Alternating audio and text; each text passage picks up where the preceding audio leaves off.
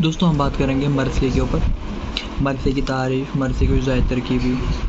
ठीक है, मरसिए के मैंने पॉइंट जो ख़ास हैं वो पॉइंट लिए हैं। ठीक है, हम बात करते हैं मरसिए। मरसिए का मौजू आम तौर पर शहदाए करबला, यानी जो करबला में जो शहीद जो हुए थे उन पर, और ख़ासकर सैयदुश्शुहदा हैं उन लोगों पर। उर्दू में मरसिया ज़्यादातर उन्हीं हज़रात की शहादत से मुताल्लिक़ है, और जो मरसिया अव्वल लिखे गए उनके अशआर की तादाद लगभग 20 या 30 थे, और उनमें बैन के सिवा कोई दूसरा मज़मून न था। बैन बोलते हैं ये मरसिए के उज़ाय तरकीबी में से बैन। ठीक है, वो आपको आगे पता चलेगा कि बैन क्या होता है। फिर नेक्स्ट पॉइंट है, मौलाना हाली ने मरसिए की तारीफ़ कुछ इस तरह बयान की है कि कसीदा और मरसिया में फ़र्क सिर्फ इतना है कि ज़िंदों की तारीफ़ को कसीदा कहते हैं और मुर्दों की तारीफ़ को मरसिया कहते हैं, जिसमें अफसोस भी शामिल है। यानी मौलाना हाली, अल्ताफ़ हुसैन हाली ने तनक़ीद करी, और ज़्यादातर ये लोग तनक़ीद करते हैं, और ज़्यादातर मौलाना हाली तनक़ीद करते हैं बहुत सारी किताबों पर, आपने देखा होगा। तो कसीदा किसी बादशाह की तारीफ़ बयान करना या किसी लोग की तारीफ़ करना, तो उन्होंने कहा है कि कसीदे और मरसिए में फ़र्क सिर्फ इतना है कि ज़िंदों की तारीफ़ को कसीदा कहते हैं, मुर्दों की तारीफ़ को मरसिया कहते हैं। नेक्स्ट पॉइंट है, मरसिया निगारी के इर्तिक़ा से ख़याल है कि उर्दू में मरसिया की इब्तिदा अरबी और फ़ारसी से हुई है। मरसिया की जो इब्तिदा हुई है वो कहाँ से हुई है? अरबी से और फ़ारसी से। नेक्स्ट पॉइंट है, मीर अनीस ने इस सिंध को कमाल तक पहुंचाया है। यानी जो मरसिया बहुत से लोगों ने लिखा, लेकिन जो मीर अनीस का जो मरसिया था उसने कमाल तक पहुंचाया है। किसने? मीर अनीस शायर ने, जिनका पूरा नाम मीर बिब्बर अली अनीस था। ठीक है, मीर अनीस ने इस सिंध को कमाल तक पहुंचाया है, और नए असलूब यानी नए तरीक़े, और उर्दू शायरी में कसरत से यानी ज़्यादा से अल्फाज और तराकीब वज़ाह का काम लिया है। आगे एक और पॉइंट देखते हैं कि शुमाली हिंदुस्तान में नाजी, मीर और सौदा ने मरसिए लिखे हैं। किसमें? शुमाली हिंदुस्तान हमारा दिल्ली, लखनऊ, ये सब के इलाका आ गया। रज़मिया शायरी के मैदान में उर्दू ने अनीस और दबीर के मरसियों के तुफ़ैल कदम रखा, और मीर अनीस और मीर दबीर ने इस फ़न को कमाल तक पहुँचाया। कौन से फ़न को? आपके मरसिए के फ़न को। नेक्स्ट पॉइंट है, मरसिया गोई ने लखनऊ की शायरी पर बहुत अच्छा असर डाला, और इखलाकी मुज़ामीन दाखिल हुए, जिसके नतीजे में फ़िलवाक़े यानी मौके पर लखनवी शायरी के एक खुशगवार इनकलाब आ गया। हाली ने गालिब का मरसिया लिखा था। किसने? अल्ताफ़ हुसैन हाली ने किसका मरसिया लिखा है? गालिब का। ठीक है, और ये भी याद रखें कि हाली क्या थे? हाली गालिब के शागिर्द भी थे। नेक्स्ट पॉइंट है, बकौल मौलाना हाली ने कि कसीदे में, और भी ये बात आ गई कि कसीदा और मरसिया में फ़र्क सिर्फ कितना है कि ज़िंदों की तारीफ़ को क्या कहते हैं? कसीदा कहते हैं। मुर्दों की तारीफ़ में जिसमें तासुब और अफसोस शामिल है वो मरसिया कहलाता है। नेक्स्ट पॉइंट है कि बकौल शुजात अली सिंधौली के मीर ज़मीर पहले शख्स हैं। मीर ज़मीर पहले शख्स हैं जिन्होंने मरसिए को तहत लफ्ज़ मिंबर पर बैठकर पढ़ा। उससे पहले मरसिए सोज़ के लहजे में पढ़े जाते थे। नेक्स्ट पॉइंट, बकौल गालिब के हिंदुस्तान में अनीस और दबीर जैसा मरसिया गो ना हुआ है ना आइंदा होगा।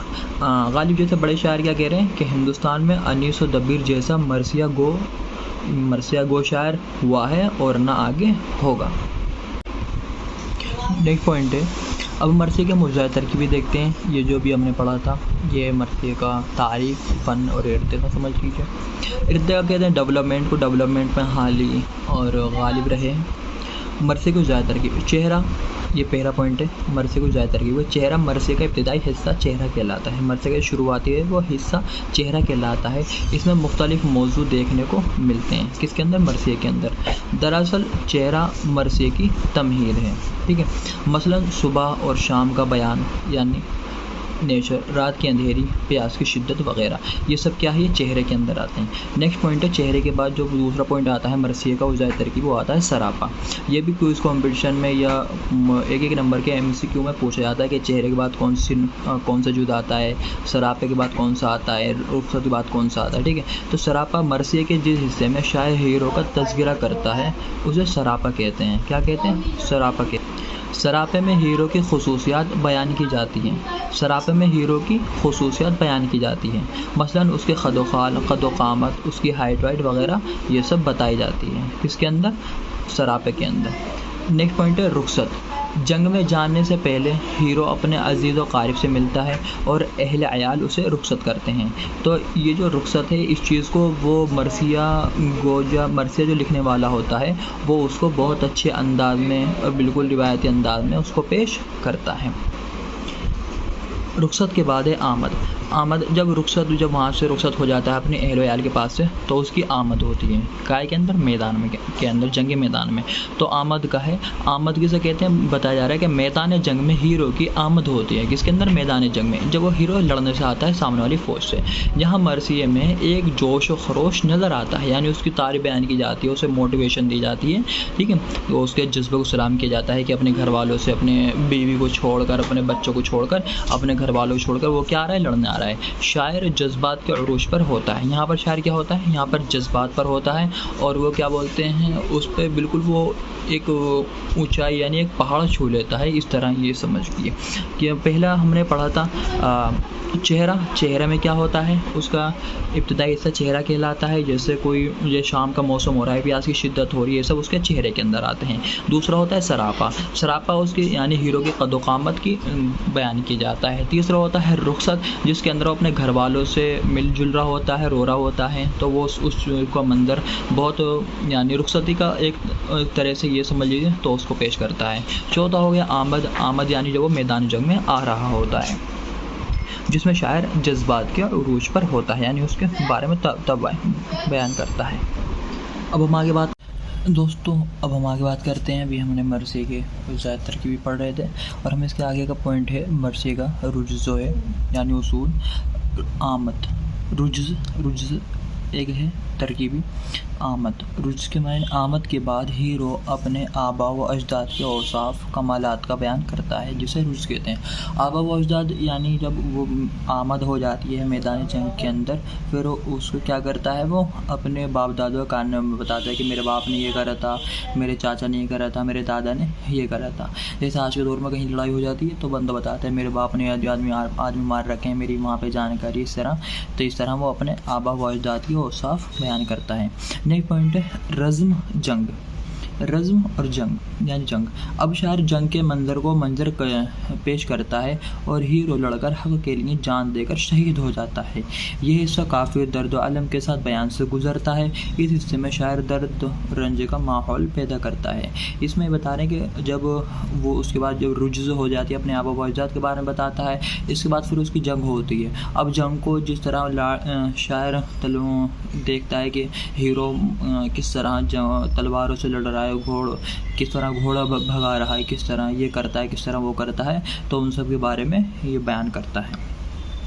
जो वो शहीद हो जाता है तो उसको वो बड़े गम के साथ बयान करता है। उसके बाद है शहादत यानी मरसिए का वो हिस्सा जिसमें हीरो शहीद हो जाता है, जिसमें हीरो क्या हो जाता है, शहीद हो जाता है। तो इसी हेडिंग से पता चल रहा है कि शहादत में शहीद हो जाता है।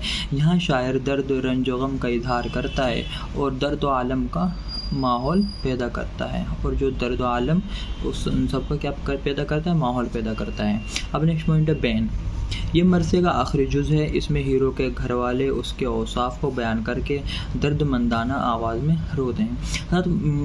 जैसा कि बच्चों मैंने बताया था कि इसमें आपको बहुत सी जगह विकिपीडिया पर या और यूट्यूब पर इन सब के और भी काफ़ी पॉइंट मिल जाएंगे, लेकिन वो इतने ज़्यादा इम्पोर्टेंट नहीं होंगे जितने ज़्यादा ये इम्पोर्टेंट हैं, और इनके लिए बहुत सी किताबों को छानना पड़ता है, बहुत सी जब जाकर आपके पॉइंट तैयार होते हैं।